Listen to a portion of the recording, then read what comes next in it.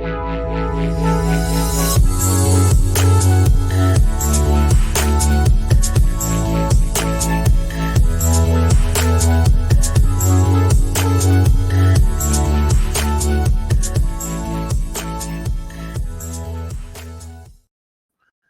what's going on, my friends? It's Dave Sharpe. Welcome to the 1001 or first episode of Wake Up Legendary. That's right, my friends. We've done 1,000 episodes of Wake Up Legendary. Today is the 1,001 episode. We are moving into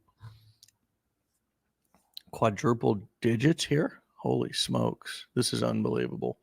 Not many shows or podcasts, especially if any, in the marketing industry, have gone and created this many episodes. We're proud to be out in the forefront of that. And it's all because of you. We have so many amazing people inside of this community that we have interviewed.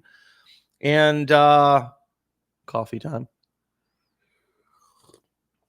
For those of you who are new to the show, what we do on the show is we interview our actual clients who have gone through our actual education and who are getting results.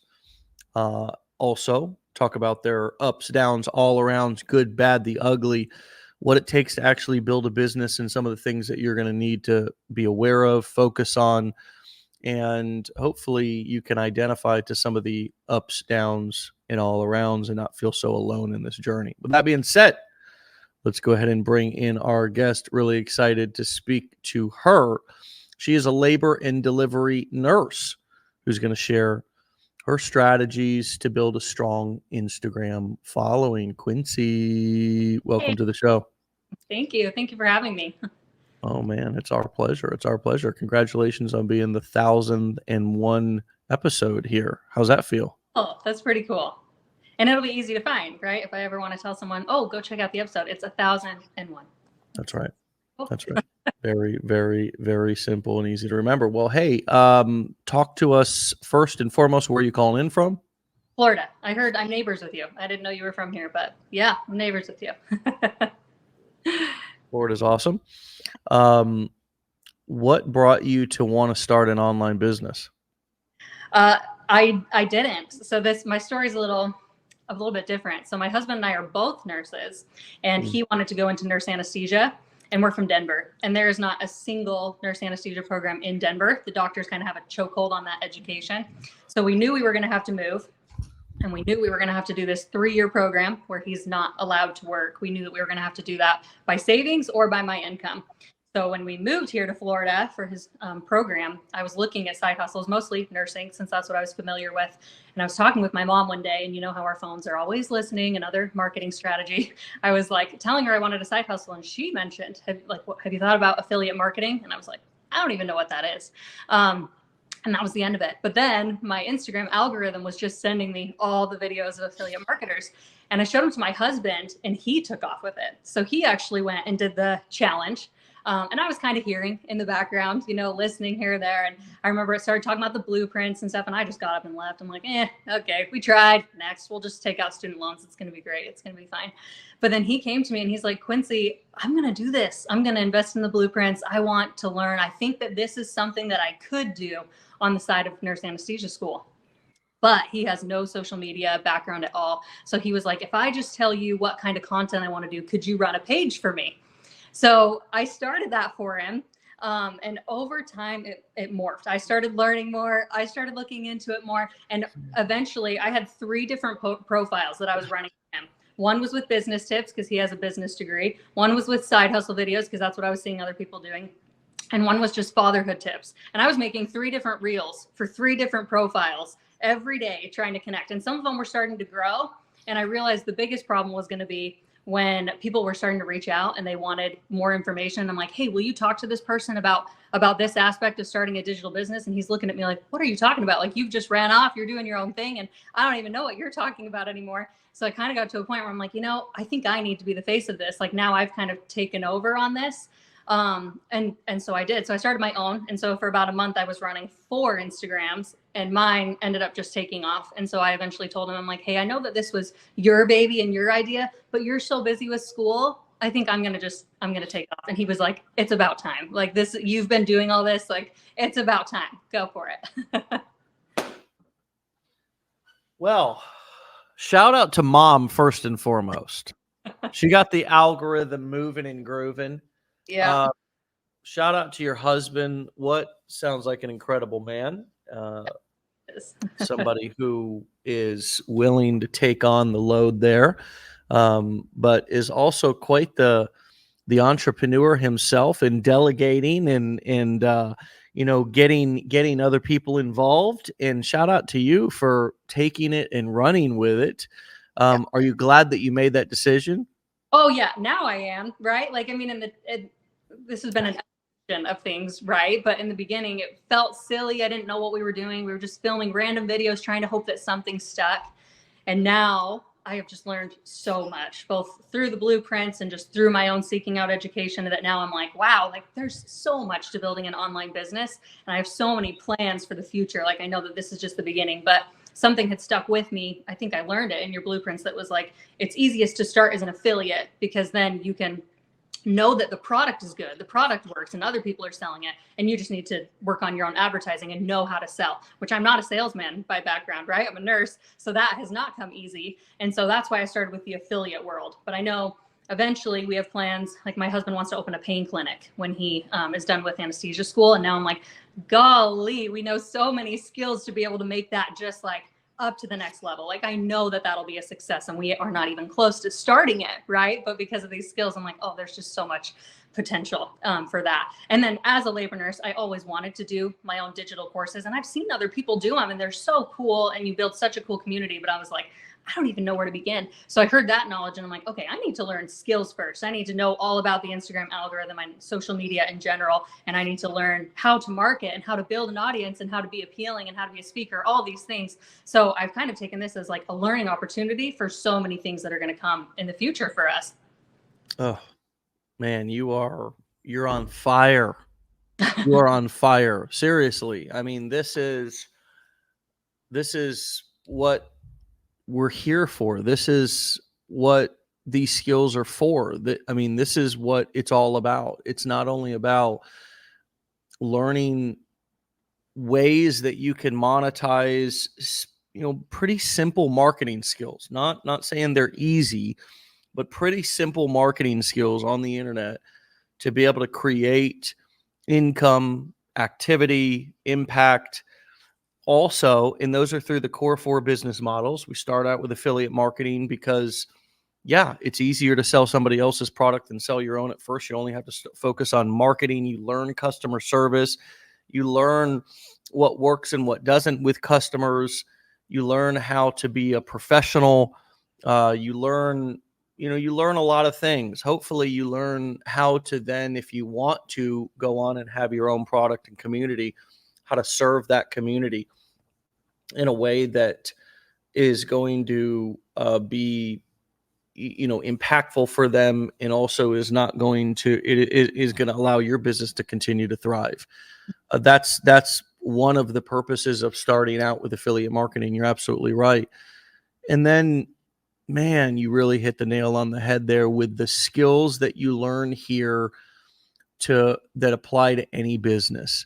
Mm-hmm. And you can see why so many businesses suffer and struggle, right? Now that you know these marketing skills and you're learning, and you're still in the process of learning them, we all are, you can see with doctors, nurses, other professionals not having marketing knowledge. Yep. You can see it's so obvious why they struggle, isn't it now? Absolutely. I know. I'm like, why don't they teach this in school? I know you said that, but it's like, there's so much value here, and this is just real life. You can implement it to anything. And it's sad because I feel like there's been a lot of talk out there right now. It's like, oh, digital marketing is just buying a course to sell a course. And I get so many people now that come to me and they're like, well, so what if I don't want to sell a course? I'm like, okay, you've never seen anything about that on my page, because I never talk about that. So you've heard this from someone else, but it's like, no, this is you taking whatever passion you want, or something you're good at, or something you want to be good at, and you take these skills and you learn to make money off of it. And you don't have to go to a 9 to 5. You don't have to have a boss. You can do it on your own. So that's what I use my page for a lot, is just showing people so many different ideas and examples to get their wheels rolling, because I didn't. I went to college, I got the nursing degree, and I was very tunnel visioned. I was like, okay, I'm a nurse. That's what I do. I work in a hospital. I clock in, I clock out, I get my paycheck. And that's scary now, actually, looking back. I'm like, that all of your income is in one basket. So I like to use my profile to show a ton of different examples. Look what you could do with this business. Look what you could do with that business. Because I feel like that's what people really need to see, is all their different options, and recognize that going to a 9 to 5 should not be the norm. We should all be our own boss. And yeah, we can come together and help each other. And we do need 9 to 5 workers, right? But there's just so many other options out there if you don't want that life.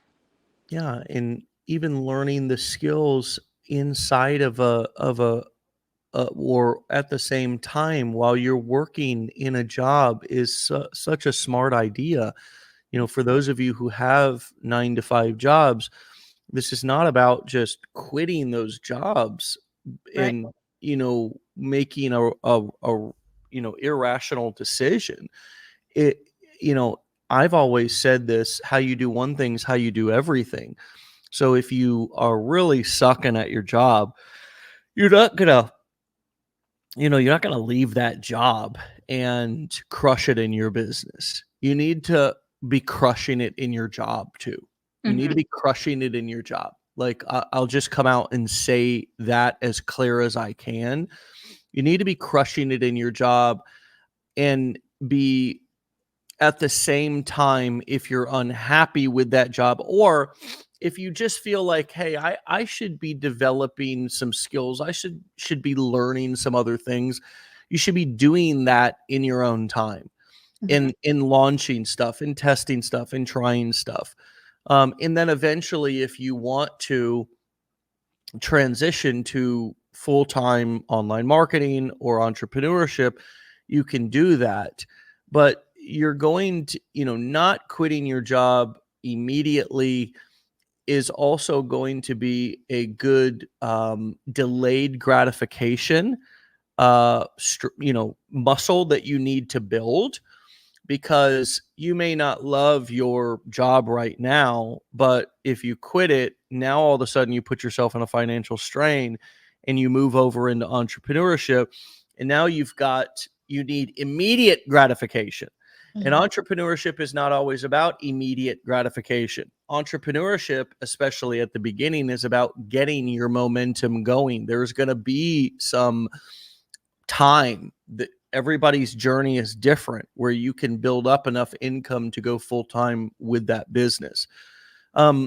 Let's talk about your launch. You touched a little bit about your learning experience and how eye-opening it was. What was it like for you? What limiting beliefs, what, hang-ups, insecurities, what did you bump up against when you first started marketing, launching, that you had to overcome? So mine was all about my face. I did not want my face to be out there. And so even as my husband finished the challenge and he was starting on his own, we had talked about me doing one, and I did a failed MLM in 2019.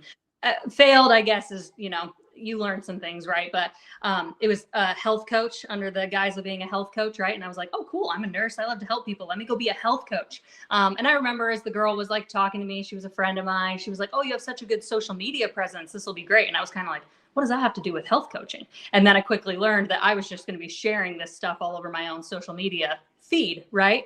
And so I made enough to make my money back, and then I quit. And I was like, I'm never doing anything online again. That was kind of embarrassing. So when this whole thing started, I'm like, I don't want my face out there. It's going to be like, oh, here comes Quincy. She's doing another something. What do we have to buy now to help her break even with these costs? So I didn't want to do it. And that was one of the reasons too, that he was just doing it all. So when I came in, I went and blocked everybody that we knew on his accounts, because I really just didn't want other people's opinions when we went into it. And when I went 3 months running all 3 of his accounts, and we had never been found by anyone that we knew, then I realized, oh, okay, I have no fear. I'm not really afraid of strangers or their opinions. Like, they're not paying my bills, whatever. So then I just went in, and before I even uploaded a profile picture for myself, I went in and I blocked. I went crazy with the blocking. I blocked everybody. And then I had no fear, really. Like, then I was just like, okay, I can just be myself, because this is only going to strangers. I don't care. And maybe I'll unblock people one day, maybe I won't, but it's been kind of nice to have my own thing, honestly, not have people's opinions, and just learn and take off. I've just been calling it silent success. Like, it's kind of cool to just be like a silent success in something that no one even knows anything about. And like I said, maybe I'll change my mind one day, but for now, it's fun to be the silent success. Yeah. And I mean, there's a little bit to say about, like, if you ever won the lottery, would you go and tell all your friends and family? I mean, would that?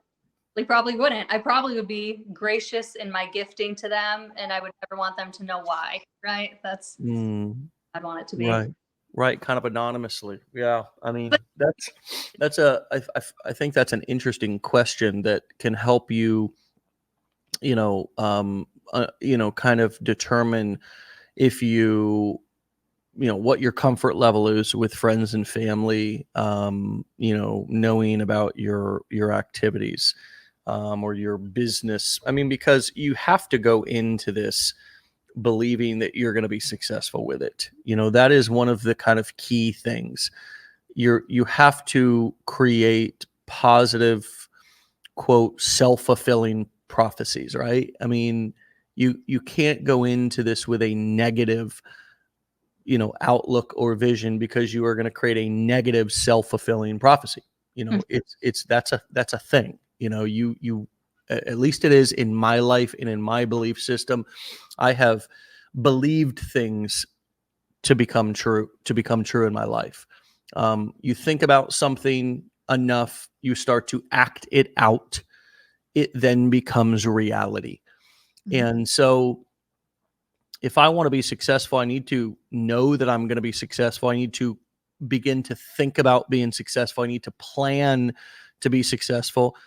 And if one of those part of that planning is that I'm going to go ahead and, block friends and family from my Facebook or Instagram, or start a new profile. What was it that you did? Start a new profile, or did you go through your followers or friends list? Was this on Facebook, Instagram? What was it?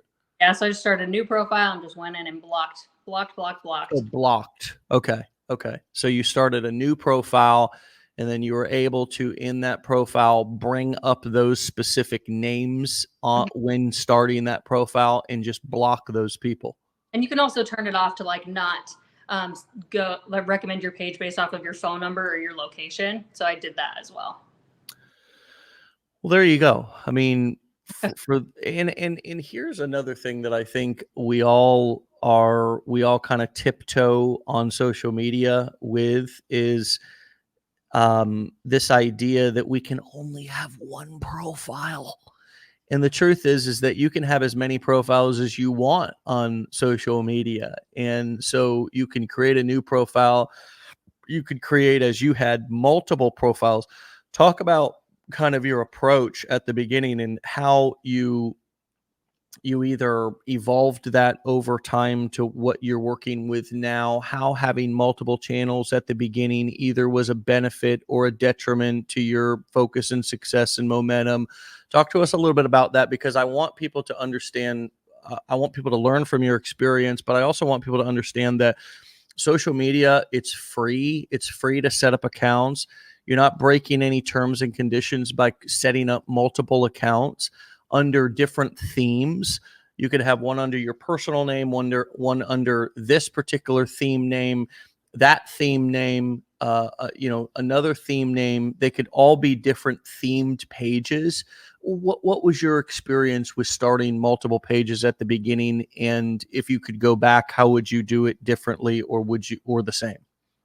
Well, I honestly don't think I would change anything. I had held off shutting down any of the profiles that I was running for my husband initially, because I had spent so much time in them, and I felt like it was really going to be a bummer to let them go. I'm like, no, I want them all to be successful, which is ridiculous. So I finally got to the point where I'm like, each one of these has taught me different things, and I have learned so much about analytics. You don't get analytics on just your personal profile, but I'm like, with these pages, I have been able to learn about analytics and what views like what videos cause views, what videos cause comments. I got to practice with different calls to actions, different hooks, to learn how to do good copy. And I'm not saying all my posts on my page were great from the get-go. We all have cringy stuff in the beginning, right? But it helped me that when I started, I'm like, okay, I know this is going to work. Like there's not an option. I've built up these other profiles enough to see that I know where success is, and what kind of content builds a following. So then I was able to start, and I feel like it took off pretty quickly.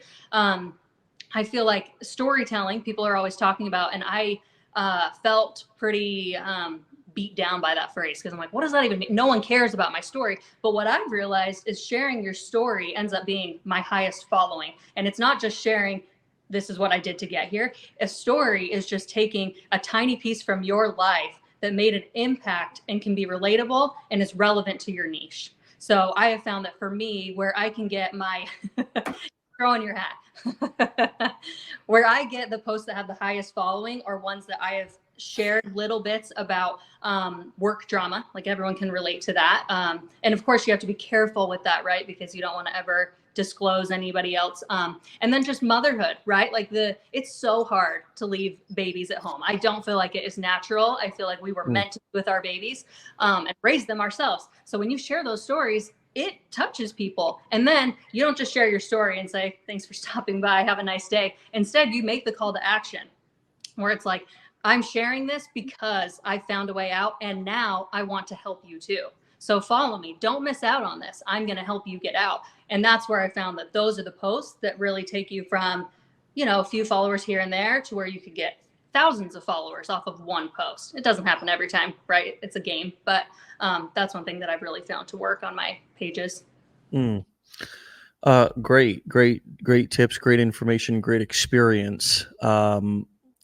This really is the marketing method of 2024 and beyond. It's social media marketing. It's audience building. What do you feel is the best way to practice and get into a groove of creating good content? What was the thing? And the obvious answer I know is I just did it and I practiced enough times. Is there anything else that helped you to become more comfortable on camera? More comfortable on camera.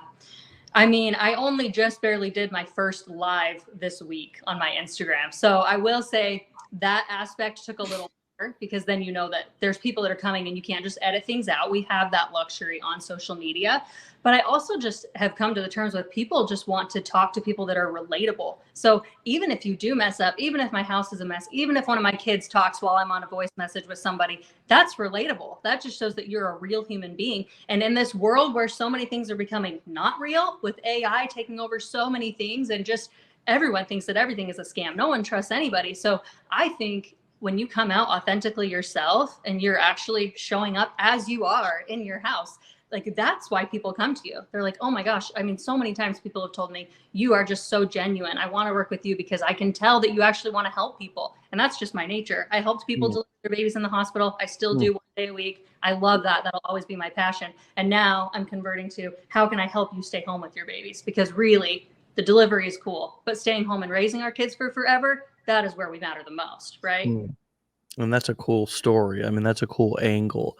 I like that. You have to find the creative angles in your own story. One of the things that you mentioned just a moment ago was that, quote, telling your story. Yeah, people like say that so much. And we said that. We taught a lot of people who say that on the internet to use their stories, to use story in marketing. And so many people talk about storytelling that, for somebody who's new coming on to the in this world, it can feel kind of like, oh, if I hear that one more time, I'm gonna scream. And you nailed it. You take a point that you're trying to make in a piece of your life, a story that relates, even a story that is not from your life. It's just really about using some form of analogy, parable, or story, it's kind of all the same, right? I mean, a story is an analogy, is a parable, right? It's just that is it something that's from your life, somebody else's life, or just like a fictional kind of there was a dog that walked down the street one time, right? That would be like a, I mean, unless it's true, right? That would be like a fictional story. But it kind of all boils down to like the phrase that I have said for years, which is, don't make a point without telling a story. Yeah. Don't tell a story without making a point, which that one's obvious, right? It's like, head when I'm making posts like that. I can hear you say that exact line in my head. And I think with storytelling too, you're trying to evoke an emotion, right? So I think it's hard for people to think about stories. At least it was for me in the beginning. It's like, well, what stories? I don't know what's going to make an impact. And you just think back to when you felt emotion in different situations. When was it super emotional? Because a lot of times we're all human. We can relate to each other. So if you had a bad experience at work, or you had a really hard day when your baby did something without you being there, like those are the things that brought me emotion. And I share those things, and that's what resonates with other people, and make them be like, okay, she gets it. She's a real person and she can help me. So let me follow her. Let me see what she has to offer. Let me work with her. And then you still have to show up, right? Like it's not just the storytelling. If I just drop those on my page and then just let people scramble, I think a lot would leave. But it's like then when people reach out to me, I do my best to respond to each and every single message. I don't use ManyChat or anything. I hope to never have to, because I really do just want to show up for my audience. And I try to do voice message because I just feel like it makes such a big difference when people hear you and they know, oh, okay, so that girl from the video, she really is real. And then if they give me information about a business that they want to start, I love to talk with them about like different strategies or different things that I've seen to help them, because I feel like that's what they're reaching out for is, hey, I have this idea. Could it actually work? Do you actually think this could work? And, it's not like I'm an expert, but I just feel like I'm a few steps ahead of them and I can help. Hey, based off of what I know, what I've learned, here's tools that you can access. Go visit this link on my page, or let's talk through it. What are you thinking? So, showing up, be genuine, be authentic. Yeah. And I was going to ask you about that. How do you turn a follower into a lead? How do you turn a lead into a client? Social, you just touched a little bit on it of, people's tendencies nowadays. There was a time to where people weren't so chatty in the DMs. There was a time a few years ago and beyond, now the internet's decades old. It's not just like it's this brand new thing. I mean, I was doing it 13 years ago when I started, and it was around for a long time then. It wasn't like I was like in the .com bubble, I mean, that was, if I remember correctly, like more in the 90s, right? I got started in 2009 or 10. More around 2010-ish. I had been, clean for a little while. I had gotten clean from drugs and alcohol. I was sort of on my path of sobriety, and I was working construction with my dad and just kind of realized I don't want to be doing this for the rest of my life. And I had been prospected actually on a construction job for an MLM, and I was like, this is my ticket out, man. And I failed miserably forward. I was driving around in my old 1990 Ford F-150 with, I had to start with a screwdriver trying to, prospect people, sell them phone service and enroll them in my business. And, it just wasn't working out. I'd put, magnets on the side of my truck like I was a driving billboard, and people would just be like, ew, like, oh, sticky notes on a gas station once, and I've thought about that before. I'm like, that seems like that's just desperate at that point. Come on, hell, anything, right? Yeah, I mean, we're so lucky. Any bum that came along on the gas pump, it's just like, just please call me. Just we can anybody. Just help you get clean. That's where yeah, right. They call me, and then I end up giving them a recovery speech. And so, yeah, I came on 2010-ish, and about a year and some change after I got clean, almost 2 years, got clean in 2008. And yeah, the internet was around, and people weren't as chatty. There wasn't as many direct messages. There wasn't as many, like, people would click links and go. Nowadays people are like really chatty. They want to reach out. They want to send you a message. They want to have personal connection. They want to connect. They want to message you first.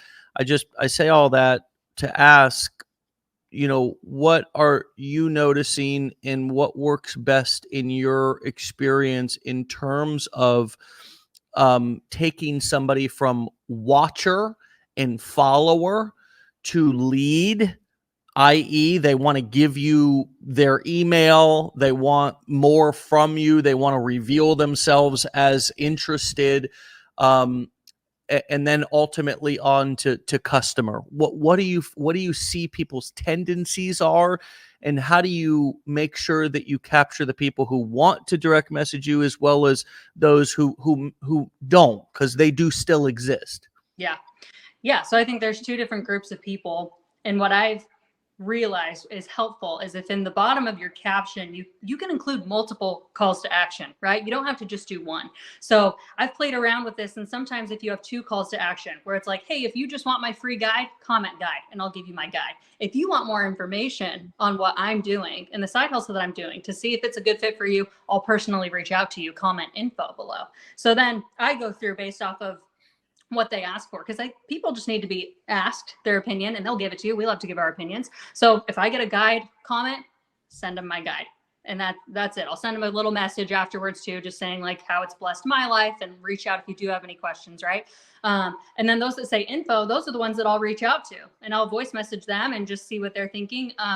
I know, just like as you were talking previously, I honestly feel like social media came into play and made us less social. Like it made us become behind a camera, right? And I think we as humans are really meant to have that human connection. And honestly, thank goodness to my nursing career, it has made me very good at talking with people and being empathetic to their situations. Just that comes naturally to me now. So then I feel like you're just able to talk to people. People will tell you their situation, and then you just have to like help them. That's all people want. People just want help. And I don't even think people mind paying for it, really. So, I mean, I've had people come and just be like, hey, what would you charge me to do a consult? And oftentimes I'm just like, what do you need help with? Let's just talk it through. I'm not going to charge you. Let's just talk it through. And oftentimes those are the ones that turn into your leads, right? Because if you offer help freely, they're going to be like, wow, that was so much value you gave me for free. I can't imagine what I would get for paying for something that you recommend. So if you're recommending it, I'm going to go for it. So. Yeah, that's great. How often do you use voice message, and when is the right time to send a voice message? When is the right time to send to type it out? What are your thoughts? Because I think voice message is powerful, and it can be difficult for people to listen to things because they are at their jobs, or they're I don't know, they're in public places or whatever. How do you utilize that? Has it been a game changer for you? Yeah, so I feel like one word responses, people don't want to talk to you. But if people are spilling their information and they're giving you a paragraph, or they're even just saying, wow, this will make a big impact, I just lost my job, whatever it is, those are the people that I'll talk to.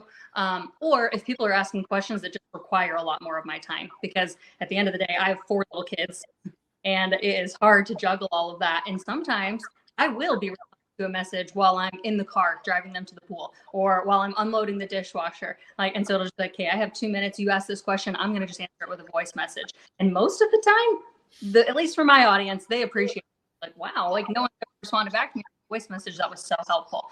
So I feel like you have to gauge it. I'm sure I've messed up a few times, right? People that are like, dude, I just wanted a message, and you're like way over here. But I feel like for the most part, people appreciate it, want your information that you have. That's why they started following, right? It's because you had something that they wanted. So some people will just take it. And honestly, some of my people that have converted, didn't ever talk to me. And I feel like that's fine too. Like some people don't need that and they won't ask for that. And they can just go get the link from in your bio and they just take off on their own journey. And I think that's fine too. Because that's what my husband did. He never talked to anybody. He just clicked on the link and he went on his merry way. Whereas others I've talked to a lot, and then they're the ones that convert over. So everyone's on their own journey, right? And we can only do our best to kind of analyze each situation to be able to determine what is going to help them the best. Yeah.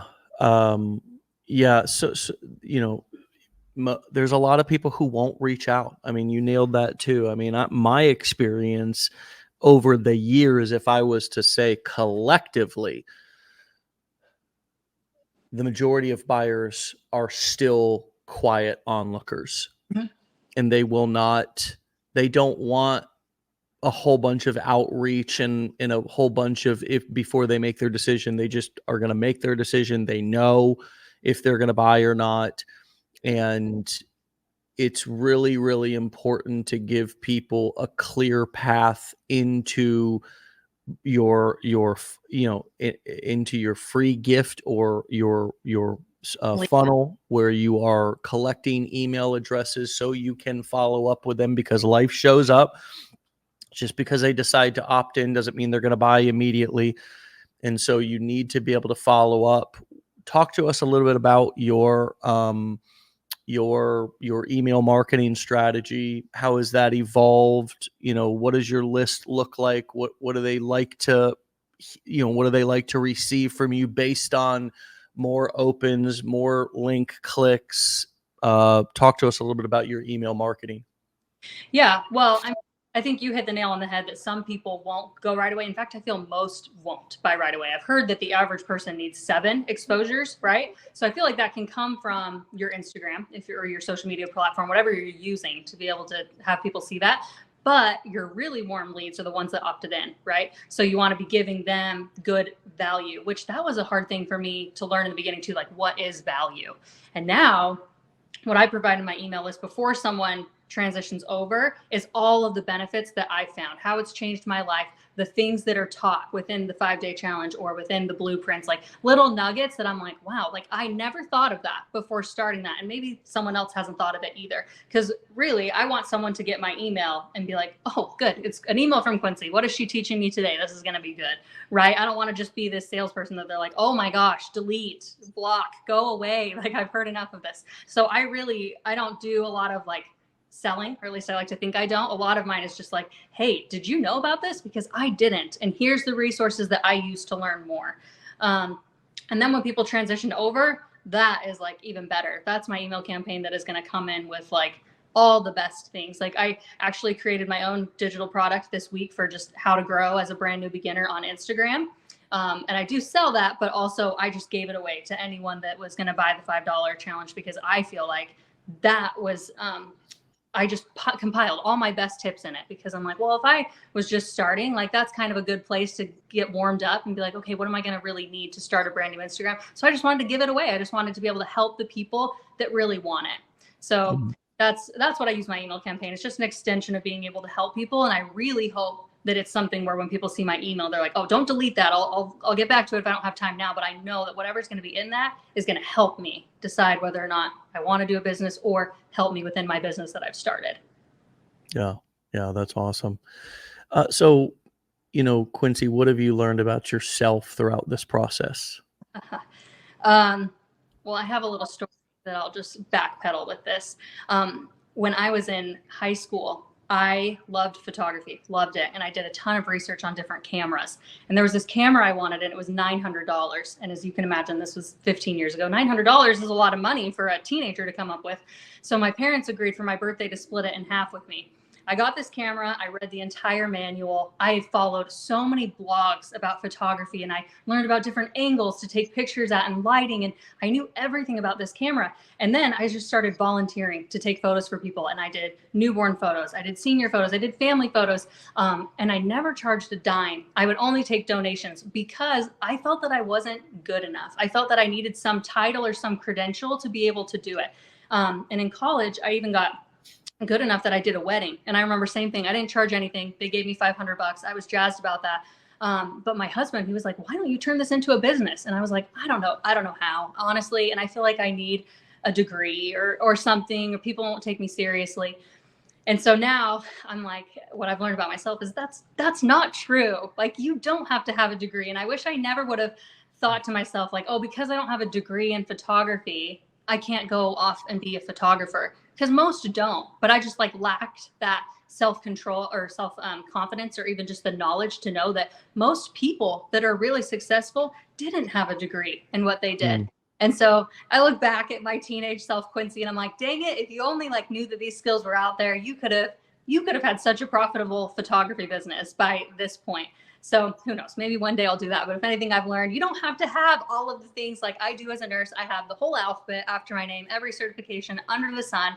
And yet I still just go and clock in and clock out for a pay rate that will maybe get a 5% raise if I'm ever lucky enough to get it. You know what I'm saying? So that's what I've learned. And, there's certain positions that we should have lots of education. And wherever that education comes right now in society, look, I don't want somebody operating on my heart or giving me medical attention who doesn't know exactly what they're doing or who's just starting out. So, I like our formal education system for the medical field. My husband right now is in a 3-year full-time program. I started this to pay his loans for that, right? So it's like, I get that, because I don't want anyone putting me to sleep that doesn't know how to do it correctly. I might not wake up on the other side, right? That's right. I mean, totally agree. But things like photography, I'm like, totally yourself, you can do it. If you're talented and you're skilled, you can learn. You can do it. If you just totally. And I have a couple friends who have become photographers. Yeah. They started out as a passion, on an affordable camera, just taking photos themselves of spots around the city, of just various things that they, little unique little kind of trademark elements to their photography. And one of them right now has a contract. These are friends who I know from recovery. These guys were homeless or near homeless and addicted. Okay. Yep. I'm talking about people who have come from nothing. One of them has a contract with Toyota now. Oh my gosh. That's so and the Tampa Bay Rays, our baseball team. The other is doing wedding photography, headshots, corporate shots, baby, pregnancy, maternity, engagement, all of those things. Okay. And these guys literally just started out themselves with their own camera and just posting their photos to social media. Everyone starts somewhere, right? And throw away the limiting beliefs. And I love that about the new challenge that you guys switched over, is there's so much on mindset, because I feel like so many of us are smart enough to do all these skills and implement them, but it's our dang heads that get in the way, where we're just like, oh, I'm not good enough, really. Someone else will take over. Or do you see how many other photographers are out there? Like, there's no way I'll be good to beat them or whatever, when really we're not even beating them. There's such a market out there. There's not such a thing as oversaturation. Like, just get out there and do the dang thing. You can do it. Quincy, we'll leave it right there. You have inspired, empowered, educated us this morning. This has been wonderful. This has been an absolutely great way to end the week. You're the 1,001 episode. It's a great way to move in to this next 1,000 episodes of Wake Up Legendary, and I can't wait for you to be a part of many more of this next 1,000 episodes, if you will. I'm here for it. All right. Well, my best to you, your family, your mom, who you mentioned, your husband, yourself. Keep rocking, stay legendary, and I'll talk to you soon, okay? Oh, thanks, Dave. All right. Bye-bye. Bye. All right, my friends, you can find Quincy over on TikTok and Instagram at Rise Up with Quincy. RISEUPWITHQUINCEY.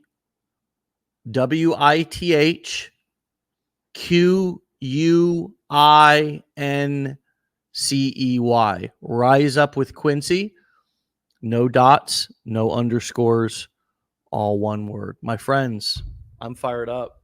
I am inspired. It's one of the reasons why I do this. I know, selfishly, I come on, learn, get inspired. I love talking to entrepreneurs, new entrepreneurs, people who are on fire.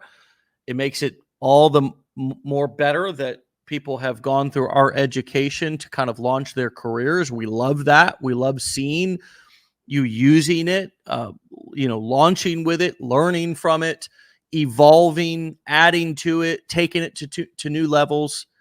Quincy really showed us something special this morning, what's possible both with these skills. Also, when you combine the mechanics with the dynamics, you get out of your own way.